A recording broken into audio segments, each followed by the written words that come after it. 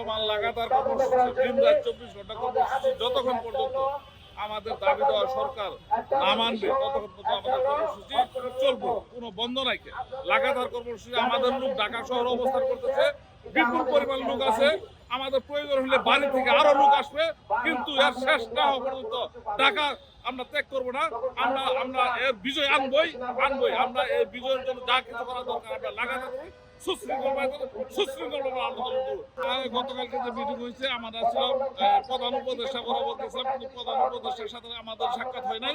ওনার যে পিএস আছে, পিএস এর মাধ্যমে আমাদের একটা স্মারকলিপি দিচ্ছে, আর আপডেট আমরা কোনো কিছু পাইনি। আমরা আজকে 5 থেকে 6 দিন যাবত আন্দোলন করছি, লাগাতার আন্দোলন করতেছি। আমরা অনেক কষ্টে আছি।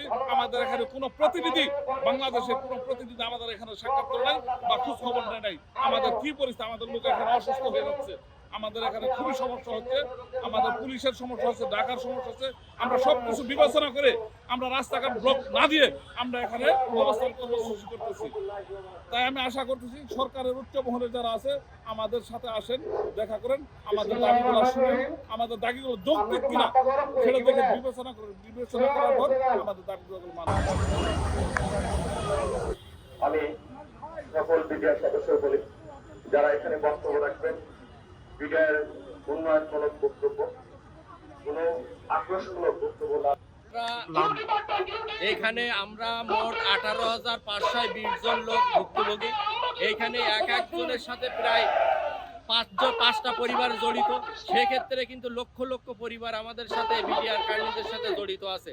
আজকে আপনারা দেখছেন আমরা অনাহারে অধ্যহারে 4টা দিন এই রোদ বৃষ্টির মাঝে আমরা ঢাকার রাজপথে পড়ে আছি, কিন্তু এখনো পর্যন্ত আমরা সরকারের পক্ষ থেকে এখনো আশানুরূপ কোনো ফল পাই নাই।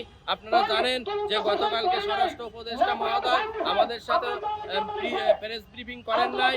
পরবর্তীতে প্রধান উপদেষ্টা তার একান্ত সচিব বাসির সাহেবের সাথে আমাদের এক প্রেস ব্রিফিং হয় এবং সেখানে উনি আমাদের দাবি দেওয়াগুলো সুন্দরভাবে শোনেন এবং লিপিবদ্ধ করেন এবং আমাদের স্মারকলিপি উনি গ্রহণ করেন। ওনার স্বাক্ষরিত অবস্থায় সেই গ্রহণ করেন স্মারকলিপি নিয়ে। উনি বলছে যে প্রধান উপদেষ্টার সাথে উনি কথা বলবেন। আমাদের 3 দফা দাবি যদি না মানে তাহলে আমরা আরও কঠোর আন্দোলনে নামবো মাঠে। আমাদের আন্দোলন শেষ হবে না এবং আমাদের দাবি আদায় না হওয়া পর্যন্ত আমরা ঘরে ফিরবো না। সম্মানের খাতায় রেখে হয়তো সিকিউরিটি চাকরি করতে পারি, ভয় লাগে না, তো বাড়িতে একটু লাঙল চাষ করে খেতে পারবো।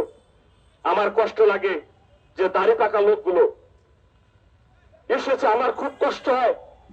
রিক্সাইতে নেমে শক্তি নাই ভাই, হয়তো তিনি জেলবন্দি ছিলেন দীর্ঘ 16টি বছর। শুধুমাত্র এখানে আসার ভারসাম্য নয়, একটা পরিবারের মধ্যেও তিনি বোঝা হয়ে দাঁড়িয়েছে।